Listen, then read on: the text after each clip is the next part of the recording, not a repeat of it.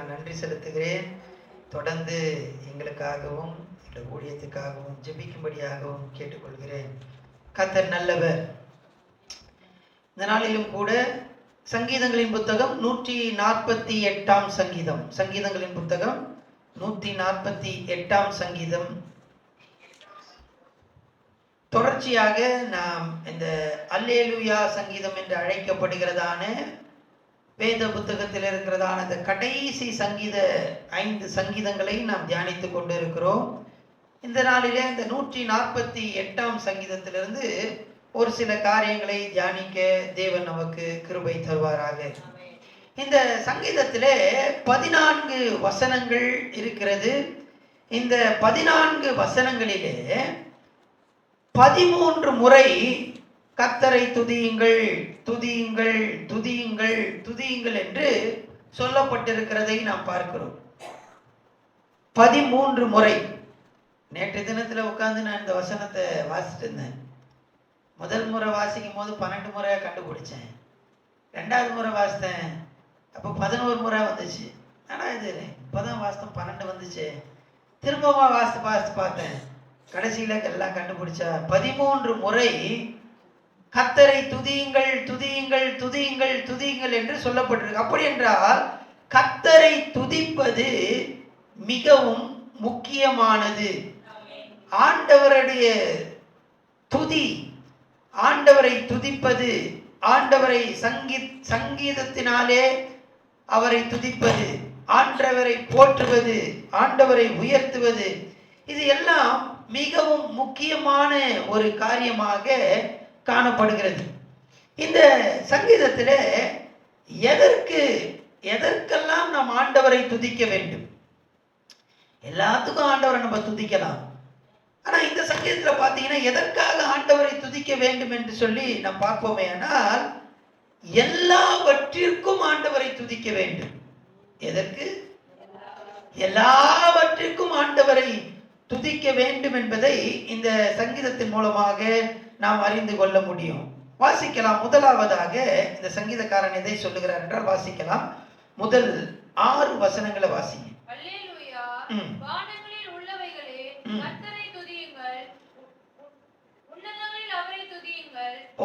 முதல் நம்ம வானங்களில் உள்ளவைகளே, வானங்களில் உள்ளவைகளே என்று இந்த சங்கீதக்காரன் ஆரம்பிக்கிறார்.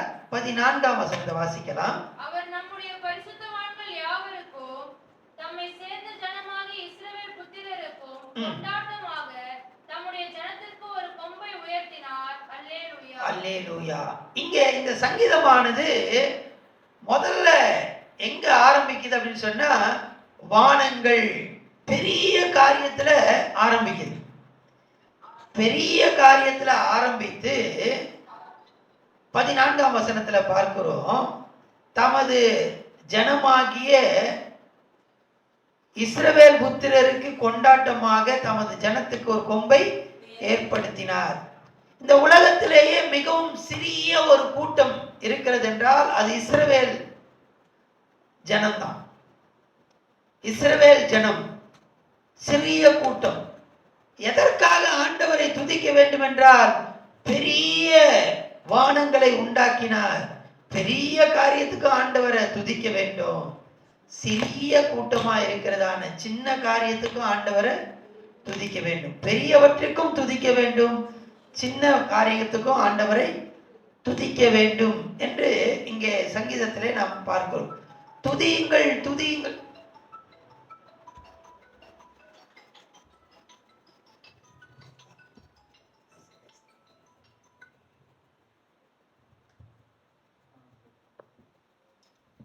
சத்தம் சரியா கேட்கல போல இருக்கு, கொஞ்சம் வெயிட் பண்ணலாம்.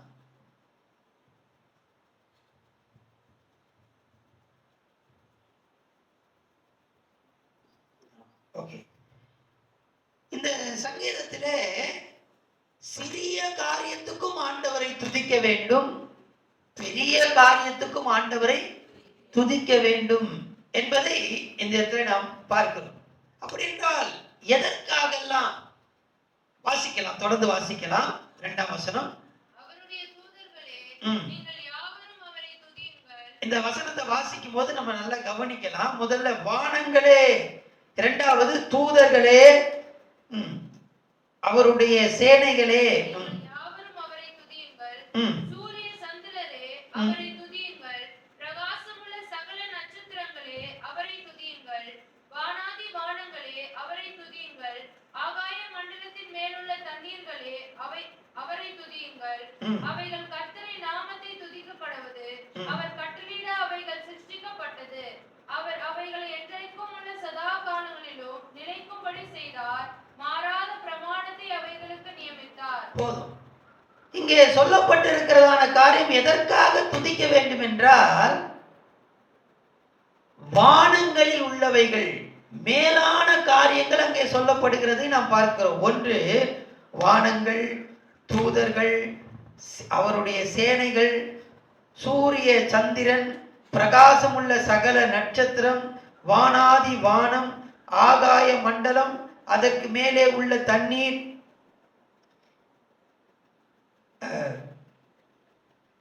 இது எல்லாவற்றுக்கும் ஆண்டவரை துதிக்க வேண்டும் என்று சொல்லப்பட்டிருக்கு. ஸோ மேலே உள்ள காரியங்கள், இந்த சங்கீதக்காரன் மிகவும் அழகாக சொல்லுகிறார். வானத்தில் உள்ள எல்லா காரியத்தையும் அவர் என்ன பண்றார், பட்டியல் போடுகிறார். வானத்தில் இருக்கிற அநேக காரியங்களை நமக்கு தெரியாது, அதை நம்மால் புரிந்து கொள்ளவும் முடியாது.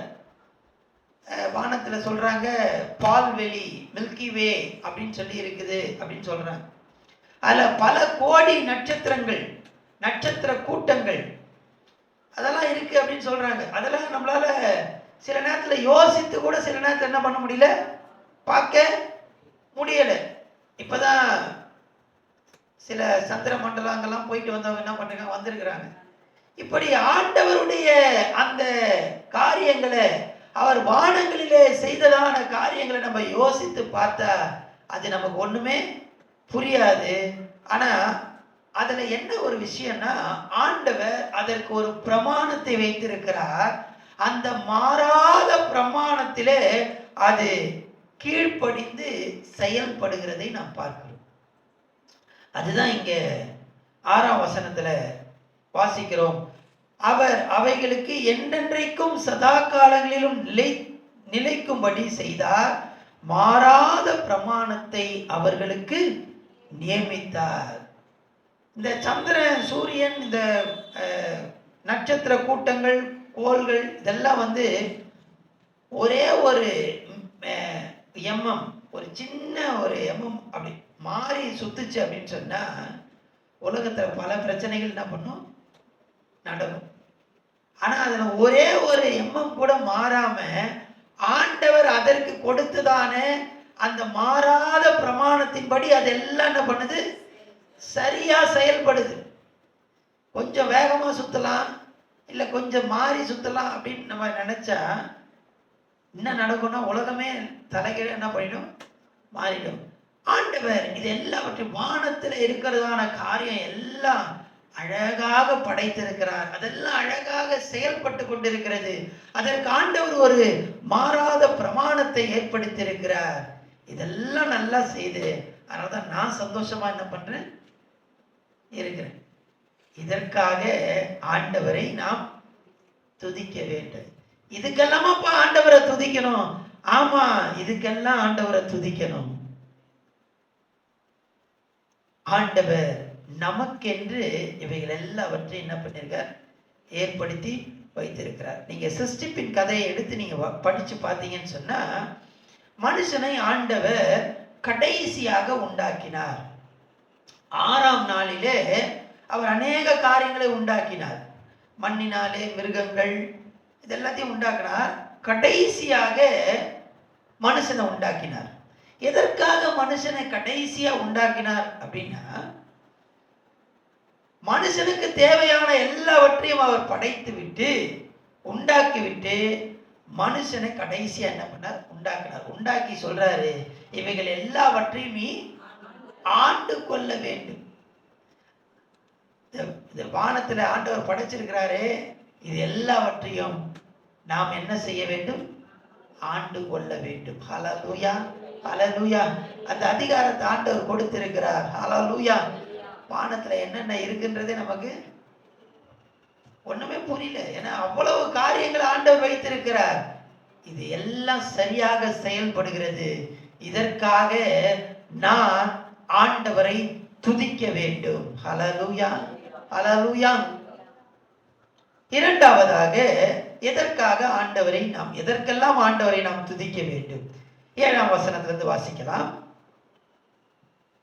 7ஆம் வசனம். பூமியில் உள்ளவைகளே. முதல்ல பார்த்தோம். முதல் வசனம் வாசிங்க. வானங்களில் உள்ளவைகள். இப்போ பூமியில் உள்ளவைகள். பூமியில் உள்ளவைகள் என்னென்னலாம் பட்டியல் போடுகிறார்? வாசிக்கலாம். மகா மச்சங்களே, சகல ஆழங்களே, அக்கினியே, கல் மழையே, உறைந்த மழையே, மூடு பனியே, அவர் சொற்படி செய்யும் பெருங்காற்றே, அலைகளே, சகல மேடுகளே, கனி மரங்களே, சகல கேதுருக்களே, காட்டு மிருகங்களே, சகல நாட்டு மிருகங்களே, ஊரும் பிராணிகளே, இறகுள்ள பறவைகளே. போதும். எல்லா டீட்டெயிலும் அவர் என்ன பண்ணிட்டாரு? கொடுத்துட்டார். எதுக்கப்பா தேவனை துதிக்கணும்? எல்லாத்துக்குமே தேவனை துதிக்க வேண்டும். பூமியில் உள்ளவைகள் எல்லாவற்றிற்கும் ஆண்டவரை துதிக்க வேண்டும்.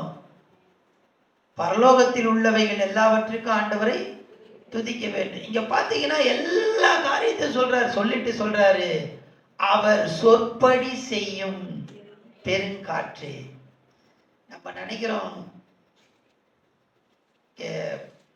இந்த வரதா புயல் நாங்க ரொம்ப அதிகமா அனுபவிச்சோம். நிறைய புயல் நம்ம பார்த்துருக்கிறோம். அதில் வரதா புயல் நாங்கள் ரொம்ப அதிகமாக என்ன பண்ணியிருக்கோம்? அனுபவிச்சிருக்கோம். ஏன்னா வரதா புயல் கரையை கடந்தது பார்த்தீங்கன்னா அந்த நார்த் சென்னையில் தான். ஸோ எங்கள் ஊருக்கு பக்கத்தில் பழவந்தாங்கல் அந்த பக்கத்தில் தான் அது கரையை கடந்தது. அப்போ பார்த்தீங்கன்னா 160 கிலோமீட்டர் வேகத்தில் காற்றடிக்குது. அப்போ தான் எங்களோட சர்ச்சில் இருக்க மேல் கூரை எல்லாம் நடந்து பறந்து போச்சு. ஸோ அதிகமான ஒரு காற்றை அந்த நாட்களில் உணர்ந்தோம். அப்போ பார்த்தோம் அப்படின்னு சொன்னால், என்னடா இப்படி ஒரு காற்றடிக்குது. அந்த அந்த நேரங்களில் என்னால் சில காரியத்தை மறக்கவே முடியாது. அந்த நேரத்தில் நான் வீட்டில் இருந்து சில காரியத்தெல்லாம் நான் செய்தேன்.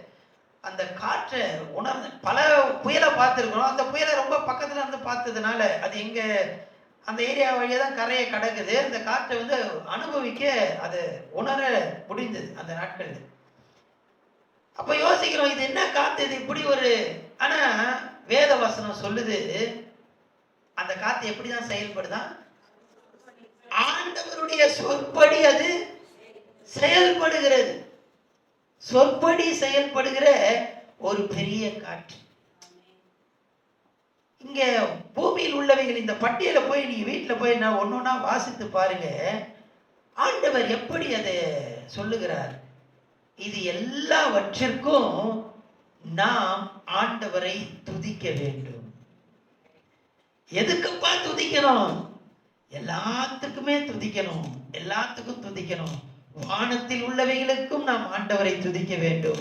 பூமியில் உள்ள எல்லாவற்றிற்கும் ஆண்டவரை நாம் துதிக்க வேண்டும். அங்கே மாறாத ஒரு பிரமாணத்தை ஆண்டவர் அவைகள் எல்லாவற்றுக்கும் ஏற்படுத்தி இருந்தார்.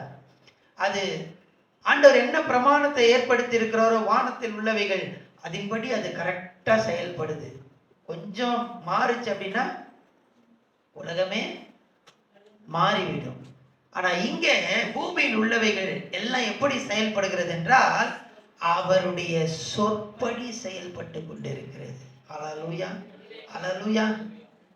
நம்ம எல்லாரும் சந்தோஷமாக செழிப்பாக ஆசீர்வாதமாக இருக்கும்படியாக தான் ஆண்டவர் இதெல்லாவற்றையும் நமக்காக உண்டாக்கி இருக்கிறார். அல்லேலூயா.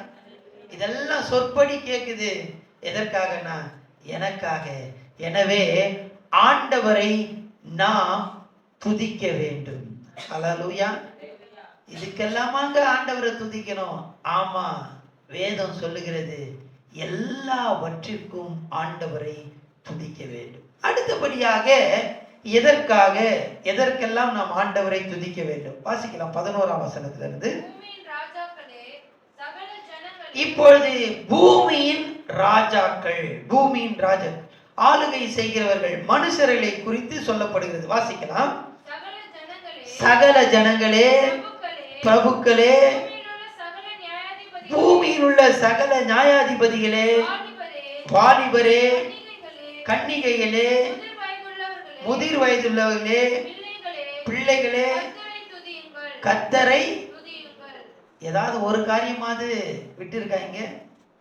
இல்ல, எல்லாத்தையும் சொல்லப்பட்டிருக்கிறது.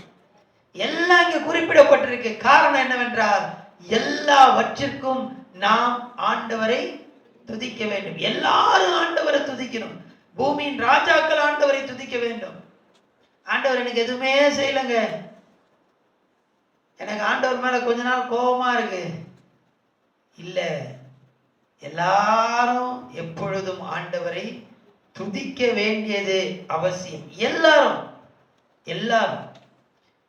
வாலிபரா இருந்தாலும் சரி, கன்னிகையர்களா இருந்தாலும் சரி, முதிர் வயது உள்ளவர்களா இருந்தாலும் சரி, சின்ன பிள்ளைகளா இருந்தாலும் சரி, அவர்கள் பிரபுக்கள், நியாயாதிபதிகள், ராஜாக்கள், யாரா இருக்கட்டும், எல்லாரும் ஆண்டவரை துதிக்க வேண்டும். வானத்தில் உள்ளவைகள் ஆண்டவரை துதிக்க வேண்டும், பூமியில் உள்ளவைகள் ஆண்டவரை துதிக்க வேண்டும். மனுஷர்களுடைய நான் ரொம்ப பெரிய ஆளுங்க, உயர்ந்த ஸ்தானத்துல இருக்கிறேன், நான் ராஜாவா இருக்கிறேன், நீங்களும் ஆண்டவரை. நான் சாதாரண பிள்ளையா இருக்கிறேன், நீங்களும் ஆண்டவரை துதிக்க, நாம் எல்லாரும் ஆண்டவரை துதிக்க வேண்டும். ஹல்லேலூயா. அடுத்தபடியாக வாசிக்கலாம் 13ஆம் வசனம். அவர்கள் கர்த்தரின் நாமத்தை இவங்கெல்லாம் துதிக்கணும் அப்படின்னீங்களா? எதைப்பா துதிக்க போறீங்க? எதை துதிக்க போறோம் அப்படின்னு சொன்னா, ஆண்டவருடைய நாமத்தை. இவைகள் எல்லாம் துதிக்க வேண்டும். பூமியில் உள்ளவைகள், வானத்தில் உள்ளவைகள் எல்லாம் ஆண்டவரை துதிக்கணும். எல்லாம் ஓகே. இப்ப என்ன சொல்றார் அப்படின்னு சொன்னா, அவர்கள் கர்த்தரின் நாமத்தை துதிக்க கடவர்கள். அவர் ஏன்பா நம்ம துதிக்கணும் அப்படின்னு சொன்னா, கவனிங்க, இந்த வானத்தில் உள்ளவைகள் அப்படின்றத பார்த்தோம்.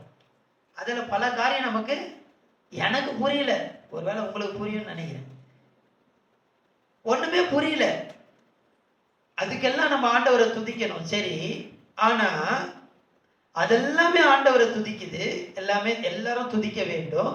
இப்போ எதற்காக ஆண்டவரை துதிக்க வேண்டும் என்றால், அவருடைய நாமம் மாத்திரமே உயர்ந்தது. அல்லேலூயா. வானம் ரொம்ப பெருசுங்க, அது பெருசு, இது பெருசு, எல்லாமே பெருசு. அது நமக்கு பல காரியம் புரியல. அவ்வளவு ஆச்சரியமாக ஆண்டவர் அதை உண்டாக்கி இருக்கிறார், அற்புதமா உண்டாக்கி இருக்கிறார். எல்லாம் ரொம்ப சந்தோஷம். அது எல்லாத்த காட்டிலும் எது பெரியது? அவருடைய நாமம் உயர்ந்தது. அல்லேலூயா. அவர் சொல்ல ஆகும், அவை அவர் கட்டளையிட நிற்கும். அவருடைய நாமம் உயர்ந்தது. அல்லேலூயா. அடுத்தது வாசிக்க அதே வசனத்தை. அவருடைய நாமம் மாத்திரம் உயர்ந்தது, அவருடைய மகிமை பூமிக்கும் வானத்திற்கும் மேலானது. இங்க பெரிய பட்டியல் இருக்குப்பா. பூமி, வானம், பூமியில் உள்ளவைகள், வானத்தில் உள்ளவைகள், மனுஷனுடைய எல்லா அதிகாரங்கள் எல்லாமே இருக்கு. ஆனா இது எல்லாத்துக்கும் மேலானது என்னது? ஆண்டவருடைய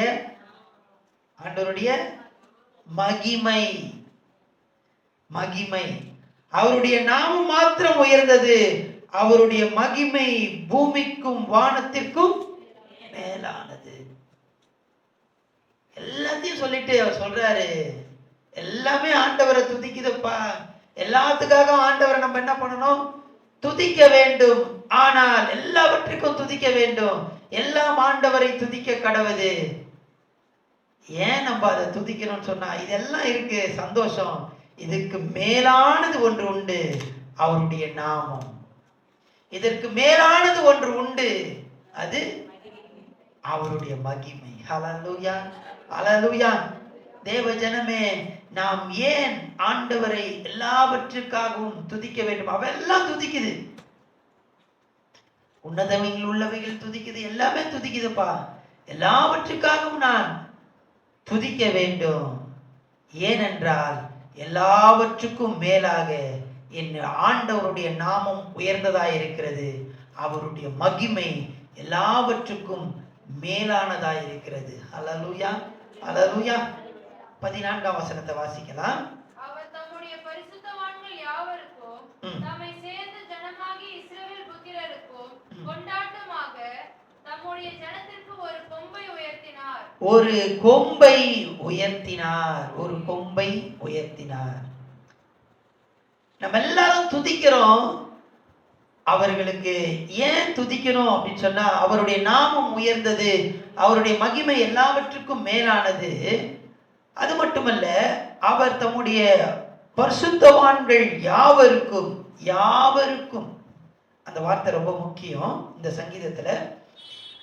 தம்மை சேர்ந்த ஜனமாகிய இஸ்ரவேல் புத்திரருக்கு கொண்டாட்டமாக தம்முடைய ஜனத்துக்கு ஒரு கொம்பை ஏற்படுத்தினார். ஹல்லேலூயா, ஹல்லேலூயா. அந்த கொம்பு என்று சொல்லப்படுகிறது வல்லமையை குறிக்கிறது, வல்லமையை குறிக்கிறது. அடுத்தது அந்த கொம்பு என்பது டிகினிட்டியை குறிக்கிறது. டிகினிட்டி, டிகினிட்டிக்கு என்ன தமிழ்ல யோசித்து பார்த்தேன், எனக்கு தெரியல. ஒரு மதிப்பு. ஒரு கொம்பை ஆண்டவர் ஏற்படுத்தியிருக்கிறார். எதற்காக என்று சொன்னால், ஆண்டவரை நாம் துதிக்க வேண்டும். ஆண்டவர் எல்லாருக்கும் தம்முடைய, குறிப்பாக தம்முடைய ஜனமாகிய இஸ்ரவேலர், தம்மை ஒரு கூட்டத்தை அவர் தெரிந்து கொண்டார்.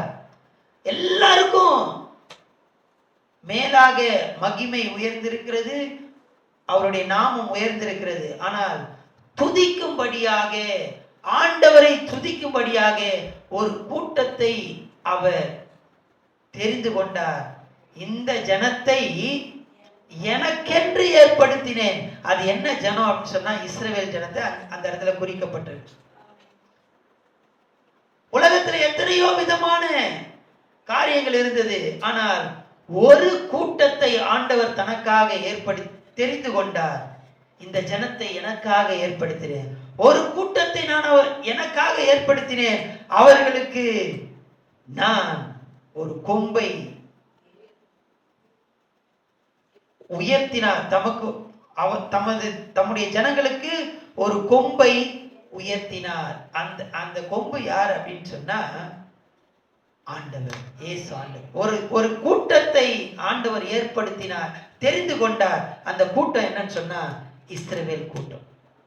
இன்றைக்கு நம்மை ஆண்டவர் துதிக்கும்படியாக தெரிந்து கொண்டிருக்கிறார். அல்லேலூயா. நமக்கு ஒரு கொம்பை அவர் ஏற்படுத்தி இருக்கிறார். வல்லமை. ஆண்டவருடைய நாமம் எல்லாவற்றுக்கும் மேலானது, ஆண்டவருடைய மகிமை எல்லாவற்றுக்கும் மேலாக உயர்ந்திருக்கிறது. இதெல்லாம் துதிக்கும்படியாக உங்களை என்னை ஆண்டவர் தெரிந்து கொண்டிருக்கிறார். ஹல்லேலூயா. இப்ப நாம் என்ன செய்ய போகிறோம்? வானத்தில் உள்ளவைகளுக்காக துதிக்க வேண்டும், அதெல்லாம் ஆண்டவரை துதிக்குது. பூமியில் உள்ளவைகளுக்காக துதிக்க வேண்டும், அதெல்லாம் ஆண்டவரை துதிக்கணும். எதற்காகப்பா துதிக்கணும் அப்படின்னு சொன்னா, அவருடைய நாமம் உயர்ந்தது, அவருடைய மகிமை எல்லாவற்றுக்கும் மேலானது. இதுல துதிக்கும்படியாக ஒரு கூட்டத்தை ஆண்டவர் தனக்காக தெரிந்து கொண்டிருக்கிறார். அந்த கூட்டத்துல நீங்களும் நானும் இருக்கிறோம்.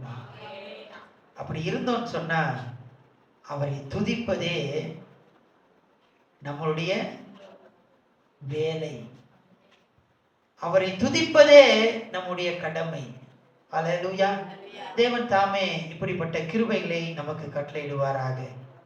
கண்களை மூடி ஆண்டவரை நோக்கி நம்ம பார்க்கலாம். எல்லாம் ஆண்டவரை துதிக்குது. ஆனா ஆண்டவர் துதிக்கும்படியா ஒரு கூட்டத்தை ஏற்படுத்தி இருக்கிறார். அந்த கூட்டத்துல நீங்களும் நானும் இருக்கிறோமா? அங்க சொல்லப்பட்டிருக்கிற காரியம், ஆண்டவர் இஸ்ரவேலரை தனக்காக ஏற்படுத்தி கொண்டார் சொல்லி. இன்றைக்கு உங்களை என்னை ஆண்டவர் ஏற்படுத்தி இருக்கிறார். உங்களை என்னை ஆண்டவர் தெரிந்து கொண்டு இருக்கிறார்.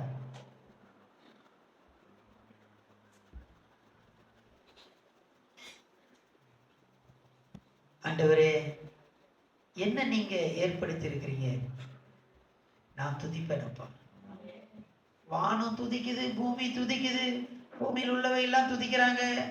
அதற்காகலாம் நம்ம துதிக்கணும், எல்லாம் ஓகே. ஆனா என்ன நீங்க துதிக்கும்படியா ஏற்படுத்தி இருக்கிறீங்களே. ஹல்லேலூயா. நான் துதிக்கிறேன்ப்பா, நான் துதிக்கிறேன். ஹல்லேலூயா. என் வாழ்க்கை துதியாக மாறட்டும் அப்பா. ஹல்லேலூயா, ஹல்லேலூயா, ஹல்லேலூயா. பரலோக பிதாவே, மை துதிக்கிறோம்.